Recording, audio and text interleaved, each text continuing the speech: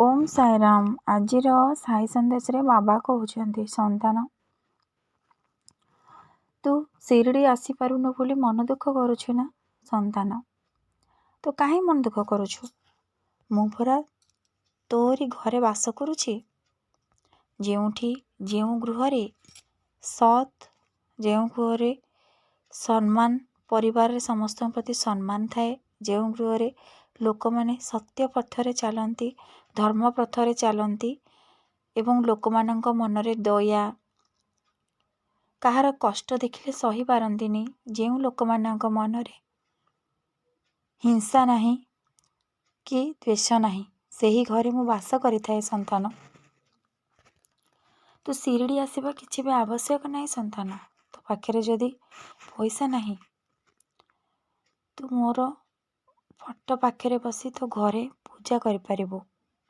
सब बळे मो नाम तो निज हृदय स्मरण करी तो कर्तव्य कर्म तू करिबु संतान। तू मन दुख काहे करुछु? तो हृदय रे परा मु अछि, तो घरे मु तो छाई परी तो पाखे पाखे रहिछि। तू केवल मो नाम उच्चारण करी तो कर्म करि चल।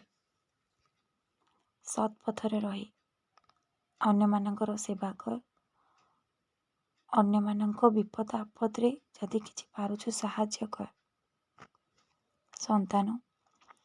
मानवक सेवा ही ईश्वरक सेवा। तू जदि मनीषंकर सेवा करिबु, मु तो उपरे खुशी हेबी। तू शिरडी आसवा किछि आवश्यक नाही संतान। तो मनरे जहा अछि तू तो घरे बसी मो निकटरे कहिबु। मु तो सबु जानिछि, हेले तू जदि तो मो फटो निकटरे बसी कहिबु तो मन शांत होई जिवो। तू आ केबे भी भाबिबुनी प्रभु तमो पाखरे नाह संतान। भगवान ता भक्तर पाखे पाखे सब बळे रही थांती, छाई परी तारी भितरे थांती, किंतु भक्त ताहा जानी पारे नाही। काई मन कष्ट करुछु? जेउ घरे सब बळे सत् मार्गरे परिवार लोक चलती, सेही घरे सदा सर्वदा भगवान वास करि थांती। तू जदि ठीक काम करुछु, धर्म पथरे रही तो कर्तव्य कर्म तू करुछु, ताहाले भगवान तो घरे अछंती। मु तो घरे रहिछि, तोर किछि भी चिंता करिबा दरकार नाही संतान। बाबा तो भक्तर हाथ केबे छाड़ेनी जदि ता भक्त सत् मार्गरे थाए। जमा चिंता करनी संतान। बरं जदि किछि पैसा रखिछु शिरडी आसीबा पई, तू ताकू गरीब लोकंक पई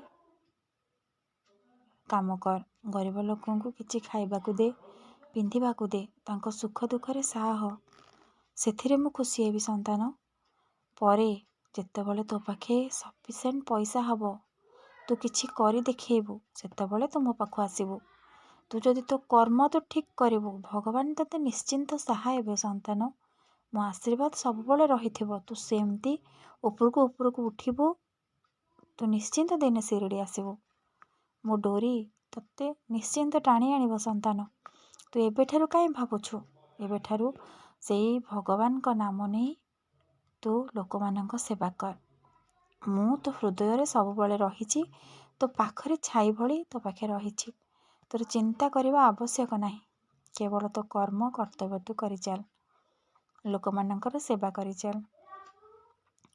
परिवार मुहरे हस फुटिबो।